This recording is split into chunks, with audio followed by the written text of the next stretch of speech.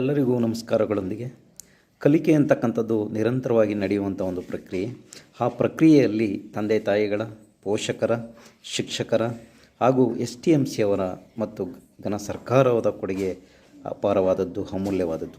ಹಾಗಾಗಿ ನಮ್ಮ ಶಾಲೆಯ ಮಕ್ಕಳ ಒಂದು ಕಲಿಕೆಯ ನೋಟವನ್ನು ಹೇಗಿದೆ, ಹೇಗೆಲ್ಲ ಮಕ್ಕಳು ಒಂದು ಕಲಿಕೆಯಲ್ಲಿ ಉತ್ಕೃಷ್ಟವಾಗಿದ್ದಾರೆ ಅಂತಕ್ಕಂಥದ್ದು ನಿಮಗೆ ಈ ಕ್ಲಿಪ್ನಲ್ಲಿ ತಿಳಿಸಲಿಕ್ಕೆ ಬಯಸ್ತೇನೆ. ಹಾಗೆಯೇ ಸರ್ಕಾರಿ ಶಾಲೆಗಳನ್ನು ಮಕ್ಕಳು ಕಲೀಲಿಕ್ಕೆ ಸಹಕಾರ ಮಾಡಿ ಮತ್ತು ಸರ್ಕಾರಿ ಶಾಲೆಗೆ ಮಕ್ಕಳನ್ನು ಸೇರಿಸಿ. ಯಾಕೆಂದರೆ ಮಕ್ಕಳ ಸಾಮಾಜಿಕ, ಬೌದ್ಧಿಕ, ಮಾನಸಿಕ ಮಟ್ಟಗಳು ಅತೀ ಹೆಚ್ಚಾಗಿ ಹಿಡಿತವನ್ನು ಸಾಧಿಸಲಿಕ್ಕೆ, ಮುಂದಿನ ಜೀವನವನ್ನು ರೂಪಿಸ್ಕೊಳ್ಳಿಕ್ಕೆ ಸಾಕಷ್ಟು ಅವಕಾಶಗಳನ್ನು ಕೊಡ್ತದೆ ಅಂತಕ್ಕಂಥ ವಿಚಾರವನ್ನು ಹೇಳ್ತಾ, ಕಲಿಕೆ ನಡೀತಕ್ಕಂಥ ಒಂದು ಪ್ರಕ್ರಿಯೆ ನಿರಂತರವಾಗಿರ್ತದೆ.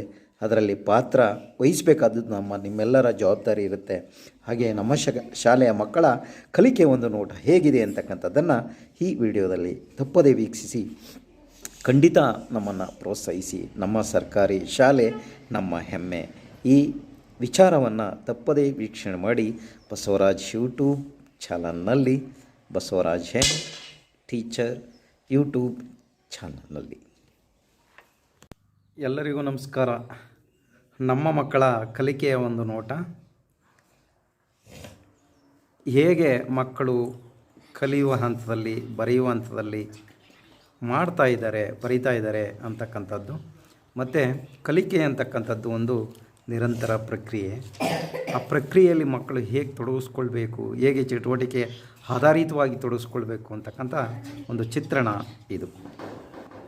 ನೋಡಿ, ಎಲ್ಲ ಮಕ್ಕಳಿಗೂ ಸಾಮಾನ್ಯವಾಗಿ ಒಂದು ಸ್ವತಂತ್ರ ಕಲಿಕೆಗೆ ಅಥವಾ ಸ್ವತಂತ್ರ ಬರವಣಿಗೆಗೆ ನಾವು ಅವಕಾಶ ಮಾಡಿಕೊಡ್ಬೇಕು. ನೋಡಿ, ಇವಳ ಬರವಣಿಗೆ ಶೈಲಿಯನ್ನು ನೋಡಿದ್ರೆ ನಮಗೆ ತುಂಬ ಆಶ್ಚರ್ಯ ಆಗ್ತದೆ. ಇವಳು ಈಗಾಗಲೇ 2ನೇ ತರಗತಿಯನ್ನು ಓದ್ತಾ ಇರತಕ್ಕಂಥ ಬಿಹಾರ್ ಮೂಲದ ಸಲೋನಿ ಕುಮಾರಿ ಅಂತ ಈ ಮಗುವಿನ ಹೆಸರು. ಅವಳ ಅಂದದ ಬರವಣಿಗೆಗೆ ನಾವು ಮನಸೋಲ್ಬೇಕಾಗ್ತದೆ. ಹಾಗೆಯೇ ಯಾಕೆ ಇಷ್ಟೆಲ್ಲ ಫ್ರೀಡಮ್ ಕೊಟ್ಟಾಗ ಮಕ್ಕಳು ಕಲಿತಾರೆ ಅಂತಕ್ಕಂಥದ್ದು. ಇವಳು ಕೂಡ ನೋಡಿ ಬರೀತಕ್ಕಂಥದ್ದು. ನಮ್ಮ 2ನೇ ತರಗತಿಯ ಮಕ್ಕಳ ಒಂದು ಇಂಗ್ಲೀಷ್ ಬರವಣಿಗೆಯನ್ನು ನೋಡಿದ್ರೆ ನಮಗೆ ಕೂಡ ಆಶ್ಚರ್ಯ ಆಗ್ತದೆ. ಹಾಗೆಯೇ ಇಲ್ಲಿ ನಮ್ಮ 2ನೇ ತರಗತಿಯ ಮತ್ತೊಂದು ಮಗು, ಅವಳ ಬರವಣಿಗೆ ಶೈಲಿ. ಹಾಗೆಯೇ ಇವನು ಈಗ 1ನೇ ತರಗತಿಯ ಮಗು. ಇವಳು ನೋಡಿ, ಇವಳು ಅಷ್ಟೇ 1ನೇ ತರಗತಿಯ ಮಗು. ಆಲ್ರೆಡಿ SBN IN ಕಾರ್ಡ್ನಲ್ಲಿ ಟೋಟೋ ಗೋಸ್ ಟು ದ ಫಿಶಿಂಗ್ ಅನ್ನುವಂಥ ಒಂದು ಕಾರ್ಡನ್ನು ಬರೀತಾ ಇದ್ದಾಳೆ. ಅಂದರೆ ಮಕ್ಕಳ ಕಲಿಕೆಗೆ ನಾವು ತುಂಬ ಸ್ವತಂತ್ರವನ್ನು ಕೊಟ್ಟಾಗ ಮಕ್ಕಳು ಬರೀತಾರೆ. ಇವಳು ಅಷ್ಟೇ 1ನೇ ತರಗತಿ. ಅವಳ ಕಾರ್ಡು ಕೂಡ UDGRM, ಅದರಲ್ಲಿ ಟೋಟೋ ಹೆಡ್ ದ ಫೇರ್ ಅಂತಕ್ಕಂಥ ಕಾರ್ಡನ್ನು ಬರೀತು. 1ನೇ ತರಗತಿಯ ಮಗು ನೋಡಿ ಎಷ್ಟೊಂದು ಚೆನ್ನಾಗಿದೆ ಬರವಣಿಗೆ. ನಮ್ಮ ಶಾಲೆ ಯಾವ ಖಾಸಗಿ ಶಾಲೆಗೂ ಏನು ಕಡಿಮೆ ಇಲ್ಲ. ಇದು ಒಂದು ಸರ್ಕಾರಿ ಶಾಲೆ. ಆದರೆ ಮಕ್ಕಳಿಗೆ ಸಾಕಷ್ಟು ಕಲಿಕೆಯಲ್ಲಿ ಸ್ವಾತಂತ್ರ್ಯವನ್ನು ನೀಡಬೇಕಾಗ್ತದೆ. ಇದು ಒಂದು ಉತ್ತಮ ಉದಾಹರಣೆ. ನಮ್ಮಲ್ಲೂ ಸಾಕಷ್ಟು ಸಂಪನ್ಮೂಲಗಳಿವೆ. ಆಧುನಿಕ ಶಿಕ್ಷಣ ಪದ್ಧತಿಗೆ ಹೊಂದಿಕೊಳ್ಳುವಂತೆ ಸ್ಮಾರ್ಟ್ ಕ್ಲಾಸ್ ಇದೆ, ನಲಿಕಲಿ ಕೊಠಡಿ, ಸುಂದರವಾದಂತಹ ಕಲಿಕೆಗೆ ವಾತಾವರಣ ಇರತಕ್ಕಂಥ ಮಕ್ಕಳ ಕಲಿಕೆಗೆ ಕೂತ್ಕೊಂಡು ಬರೀಲಿಕ್ಕೆ ಬೆಂಚಸ್ ಇದೆ. ಎಲ್ಲ ಒಂದು ವಾತಾವರಣ ಇರುವ ನಮ್ಮ ಸರ್ಕಾರಿ ಶಾಲೆಗೆ ನಿಮ್ಮ ಮಕ್ಕಳನ್ನು ತಪ್ಪದೆ ಸೇರಿಸಿ. 1ನೇ ತರಗತಿಯ ಮಕ್ಕಳ ಕನ್ನಡ ಬರವಣಿಗೆ.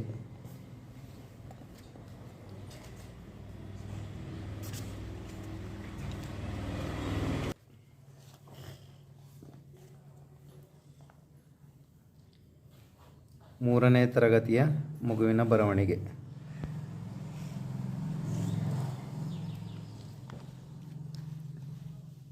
ಎಲ್ಲರಿಗೂ ವಾಚಕವನ್ನು ನೀಡಿ ಮಕ್ಕಳು ಮನಸ್ಸಿನಲ್ಲೇ ಓದಿಕೊಂಡು ಬರೆಯುತ್ತಿರುವ ಒಂದು ನೋಟ. ಮಕ್ಕಳ ಸಂತಸದ ಕಲಿಕೆಗೆ, ಸ್ವಕಲಿಕೆಗೆ, ಚಟುವಟಿಕೆ ಆಧಾರದ ಕಲಿಕೆಗೆ ಶಿಕ್ಷಕರ ಪಾತ್ರ ಅತ್ಯಂತ ಅಮೂಲ್ಯವಾಗಿರುತ್ತೆ. ಹಾಗಾಗಿ ಮಕ್ಕಳನ್ನು ಆ ಕಲಿಕೆಗೆ ತೊಡಗಿಸ್ಕೊಳ್ತಕ್ಕಂಥದ್ದು ಶಿಕ್ಷಕರ ಆದಿ ಕರ್ತವ್ಯವಾಗಿರುತ್ತೆ.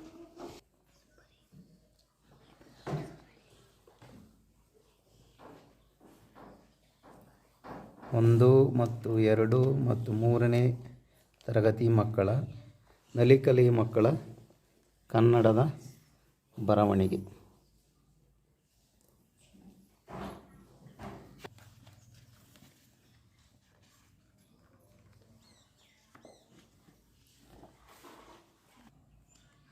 ಎರಡನೇ ತರಗತಿಯ ಮಗುವಿನ ಬರವಣಿಗೆ.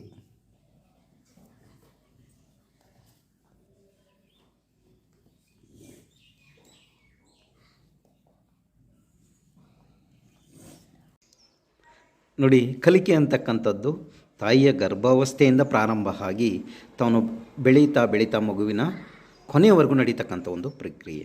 ಹಾಗಾಗಿ ಕಲಿಕೆಯಲ್ಲಿ ನಾವು ತಾಯಿಯ ಗರ್ಭಾವಸ್ಥೆಯಲ್ಲಿ ನೋಡ್ಬೋದು, ಬೆಳವಣಿಗೆ ಹಂತದಲ್ಲಿ ನೋಡ್ಬೋದು, ಮತ್ತು ಶಾಲಾ ಹಂತದಲ್ಲಿ ನೋಡ್ಬೋದು, ಮತ್ತು ಸಮಾಜದ ಹಂತದಲ್ಲಿ ನೋಡ್ಬೋದು, ಹೊರ ಪರಿಸರದಲ್ಲಿ ಕಲಿತಕ್ಕಂಥ ವಾತಾವರಣವನ್ನು ನಾವು ಕಾಣ್ಬೋದು. ಹೀಗಾಗಿ ಮಕ್ಕಳಿಗೆ ಏನು ಅಂದರೆ ಸಾಕಷ್ಟು ಚಟುವಟಿಕೆಗಳನ್ನು ಮಕ್ಕಳಿಗೆ ತೊಡಗಿಸ್ಕೊಳ್ಳುವ ರೀತಿಯಲ್ಲಿ ಶಿಕ್ಷಕರಾದವರು ನಾವು ಆ ಮಕ್ಕಳನ್ನು ಪ್ರಕ್ರಿಯೆಗೆ ತೊಡಗಿಸ್ಕೊಂಡ್ರೆ ಆ ಮಕ್ಕಳು ಖಂಡಿತವಾಗಿ ಓದುವುದು, ಬರೆಯುವುದು, ಇತರೆ ಕಲಿಕಾಂಶಗಳ ಚಟುವಟಿಕೆಯಲ್ಲಿ ಅವರು ಸಾಕಷ್ಟು ಯಶಸ್ಸನ್ನು ಕಾಣ್ತಾರೆ. ಇದಕ್ಕೆ ಮುಖ್ಯವಾಗಿ ಏನಪ್ಪ ಅಂತಂದರೆ ಅವರನ್ನು ತೊಡಗಿಸ್ಕೊಳ್ಬೇಕು, ಮಕ್ಕಳನ್ನು ಆ ಪ್ರಕ್ರಿಯೆಯಲ್ಲಿ ಆಗುವಂತೆ ನೋಡಿಕೊಳ್ಳುವಂಥ ಅಂಶ ಎಲ್ಲರ ಮೇಲೆ, ಜವಾಬ್ದಾರಿ ಎಲ್ಲರ ಮೇಲೆ ಇರುತ್ತೆ.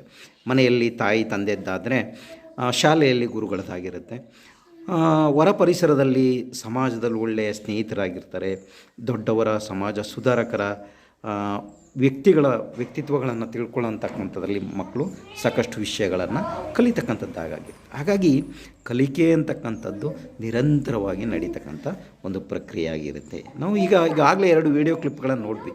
ನಮ್ಮ ಮಕ್ಕಳು ಸಾಕಷ್ಟು ಕಲಿಕೆಯನ್ನು ಎಷ್ಟೊಂದು ಮುದ್ದಾಗಿ ಬರೀತಕ್ಕಂಥದ್ದು, ಓದ್ತಕ್ಕಂಥದ್ದು ನಾವೆಲ್ಲ ಕಾಣ್ತಾ ಹೋಗ್ತೀವಿ. ಹೀಗಾಗಿ ನಾವು ಏನಪ್ಪ ಮಾಡಬೇಕಾದದ್ದು ಅಂತಂದರೆ ಮಕ್ಕಳಿಗೆ ಒಂದು ಉತ್ತಮವಾದ ವಾತಾವರಣವನ್ನು ನಾವು ನಿರ್ಮಾಣ ಮಾಡಿದ್ರೆ ಖಂಡಿತ ಮಕ್ಕಳು ತಮ್ಮ ಬದುಕಿನಲ್ಲಿ ಯಶಸ್ಸನ್ನು ಕಾಣ್ತಾರೆ ಅಂತಕ್ಕಂಥ ವಿಚಾರವನ್ನು ಹೇಳ್ತಾ ಈ ಸಂಚಿಕೆಯಲ್ಲಿ ಕಲಿಕೆ ಅಂತಕ್ಕಂಥದ್ದು ನಿರಂತರವಾಗಿ ನಡೆಯುವಂಥ ಒಂದು ಪ್ರಕ್ರಿಯೆಯಾಗಿದೆ ಅಂತಕ್ಕಂಥ ಅಂಶವನ್ನು ತಿಳ್ಕೊಂಡ್ವಲ್ಲ.